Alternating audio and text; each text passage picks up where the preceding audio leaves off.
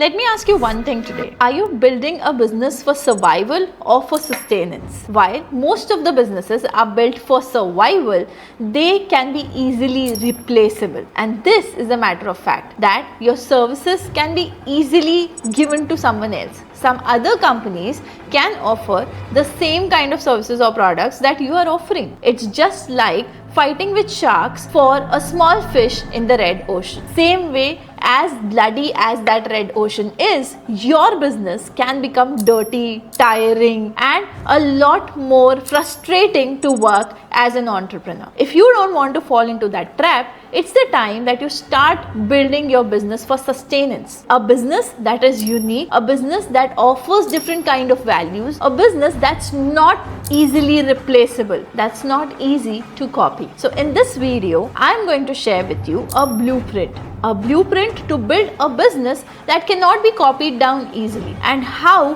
a generalist business owner can be bifurcated from a specialist business owner, where a specialist business owner focuses on building a brand which no one can copy. So let's just dive deep into it and try understanding the difference between both these personalities. I'm sure by the end of this video, you will have a different perspective of building your business. So here is a myth that most of the business owners have, that I need to make my business better every single day, which is true for the fact. But when it comes to competing with your competitors, when it comes to talking about the market and the industry that you're working with, this thing might not be true always. Because if you spend your time becoming better day on day, you lose on being different or being unique for your customers. So then how do you differentiate? What is it that you need to do that marks you as a credible source in the market? Well, let me show you an example here. With most of the business owners, when I talk to them about what is your differentiating point, they might give me a feature within their service, or the price points that they are working on, or the quality of service that they offer. Well, all of this is ideally replaceable. Anyone who is a close competitor within your industry can recreate the model that you have, can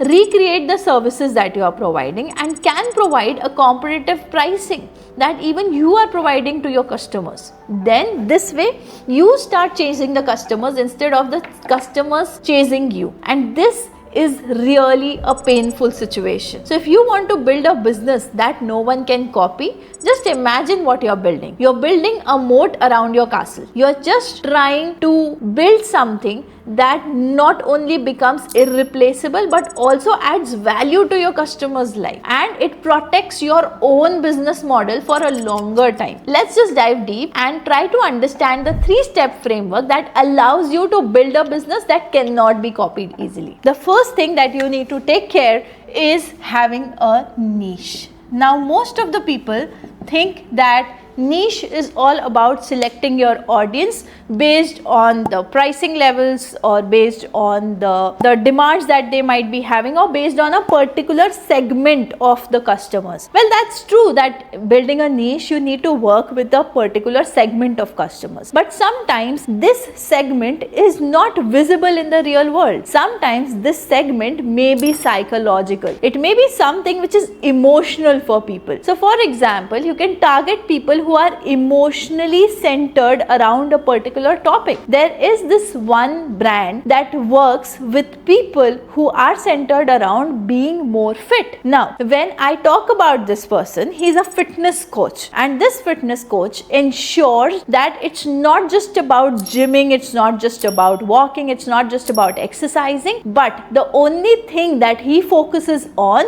is helping women to lose weight by managing their emotions, by lowering down their stress, by maintaining a good mental health, so that they take the right decisions of what to eat, when to exercise, when to walk. So ideally, his audiences are not just people who are obese, or not just people who want to exercise or want to go gym, but his niche audience is the audience that are emotionally tired of being overweight, not just in 1 year, 2 year, but throughout the years of their life. And he literally helps people heal that through his process, and for that he charges premium, because there is no one else in the fitness industry that talks the way that he does. This itself is a niche where you are working. It's all about going as deep down as talking about emotion, as deep down as talking about the psychological state of your customers or your clients. So choosing the right niche is the first step when it comes to building a business that no one can copy. The second thing that most of the people misinterpret when it's about building a business is building a brand. When you are building a brand, most of the time if I ask business owners, they are like, okay, I have the right logo, I have the right color scheme, my messaging is right, the vision mission is right, and I have aligned all of this to my social media, to my website, to my campaigns. Everything is aligned and that forms my brand. Well, the basic idea that forms a brand is the trust.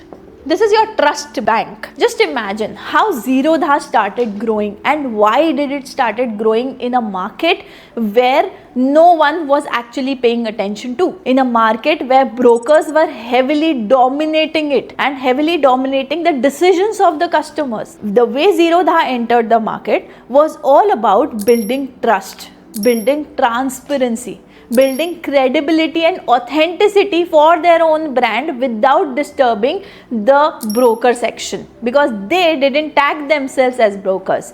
They tagged themselves as a digital solution to stock and trading. That's how they positioned themselves differently, thereby forming a brand. Today, there is a cult of people following Zerodha, not just because they help you make transactions easily via a technology, but because they give you that trust which the earlier brokerage system was not giving you as a trader. The third and the most important thing that comes when you are building a blueprint or when you are building a business that no one can copy is all about building systems.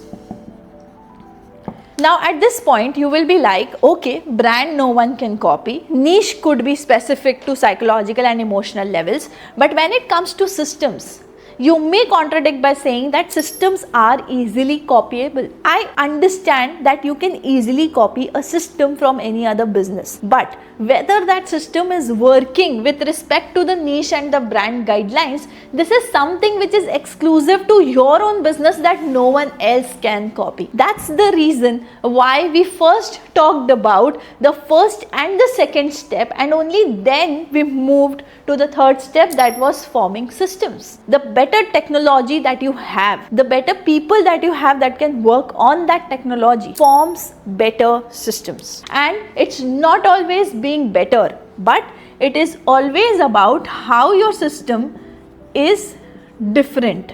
Can it be a disruptor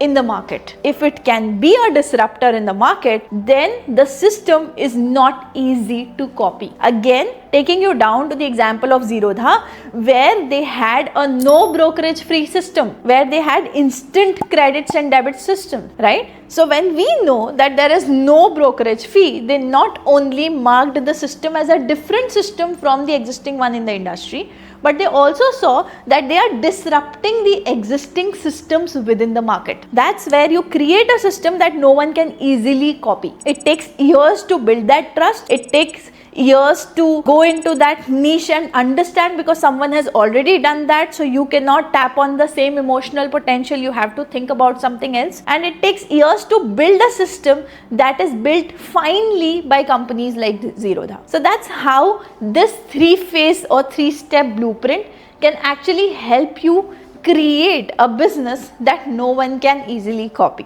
Think about it. I'll see you in another video. Signing off, Coach Sakshi.